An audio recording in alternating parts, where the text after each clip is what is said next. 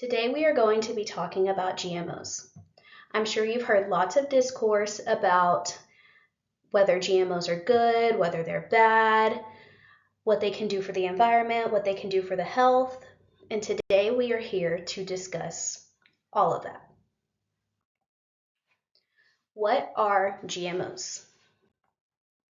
GMOs are genetically modified organisms, which are organisms such as plants, animals, or bacteria that have undergone any alteration or modification through the use of genetic engineering. What you may not know is that GMOs are a very important part of our everyday lives. GMOs are in our food supply, such as dairy, meat, and produce, and are a huge factor in the agriculture industry. GMOs are used to produce crops such as corn, soybeans, and cotton.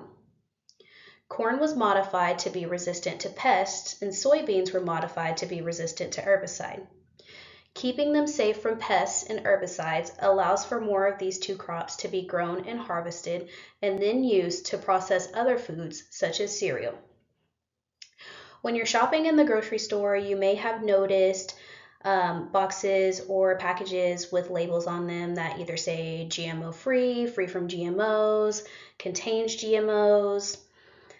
That is because GMOs are used to make a majority of our processed foods. Another example of a genetically modified crop is cotton. Cotton has been genetically modified to be drought resistant so that it can be harvested at all times of the year. And this allows for textiles to be made consistently. Another example of a genetically modified food is salmon. Genetic modification was used to keep the growth hormone in salmon activated constantly. The constant activation of the growth hormone allows for a faster growth rate and allows for an increase in salmon production and salmon sales. Bacteria can also be genetically modified to do a number of things. For instance, the most common is the bacteria Bacillus thuringiensis, which produces proteins that repel insects. This GMO reduced the need for overspraying of pesticides. Now that we've learned what GMOs are, I think it's time to move on to how exactly GMOs are made or created. GMOs are created through a process called gene splicing, which is a process that involves modifying an organism's DNA by removing or adding DNA from another organism. Now you may be asking, what exactly is the difference between genetic modification and traditional breeding? Genetic modification is directly altering an organism's DNA by inserting genes from another organism to achieve desired traits. Traditional breeding is cross-matching two organisms with desirable traits to produce offspring with those traits.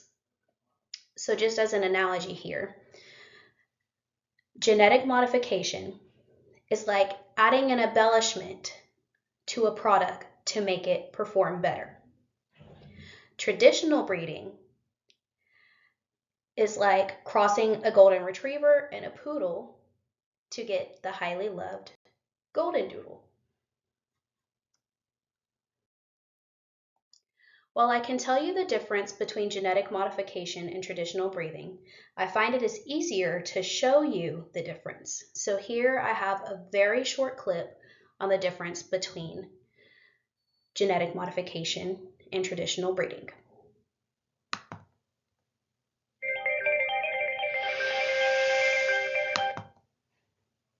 Conventional breeding will be the best way to deploy these genes. That is, by crossbreeding the crop variety with the plant that contains the genes providing these characteristics.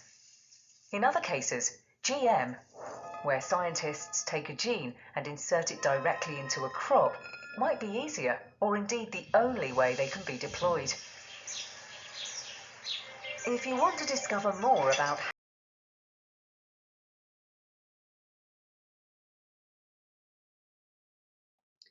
We started off this presentation questioning if GMOs were good or if they were bad. Now it's time to get into that. There are a number of reasons why GMOs can be considered good. Starting off, GMOs create a higher crop yield. Through the genetic modifications of pest resistance, drought resistance, disease resistance, and more, GMOs are able to grow faster and stronger. Like I said just a moment ago, GMOs can be resistant to pests. A resistance to pests prevents crops from being overran with them and prevents the overspraying of pesticides, which are harmful to the environment. They can also be resistant to diseases, which with all the recent Listeria and E. coli outbreaks, it is very beneficial in keeping the production of crops consistent. GMOs can also be herbicide tolerant. Herbicide is used to kill weeds and prevent them from growing in the crops. However, herbicide would also kill the growing crops when sprayed. Crops being herbicide tolerant allows for the spraying of herbicide without it killing the crops. Now let's talk a little bit about the bad. GMOs can affect the laws of biodiversity by disrupting food chains and reducing the number of genetic diversity, as well as many other issues. They can also become what are known as superweeds. Superweeds are GMOs that are resistant to herbicides, can become overgrown, become a problem that is hard to fix or get rid of.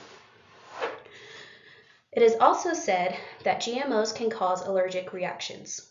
However, it has been scientifically proven that no GMO has been changed enough to cause a reaction that it didn't cause before, and vice versa.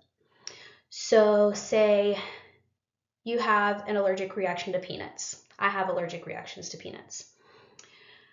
If a GMO is used to produce the peanut crops, there is no reason why, just because it was produced as a GMO, that it would cause a more visceral reaction whatsoever. Now that we've discussed what GMOs are, how they are made, and the good and the bad to both sides,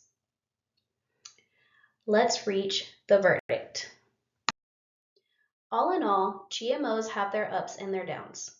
Between being essential to the agriculture economy and the processed food industry, GMOs are a necessary counterpart to the economy, but they are not a necessary counterpart to the human body's health.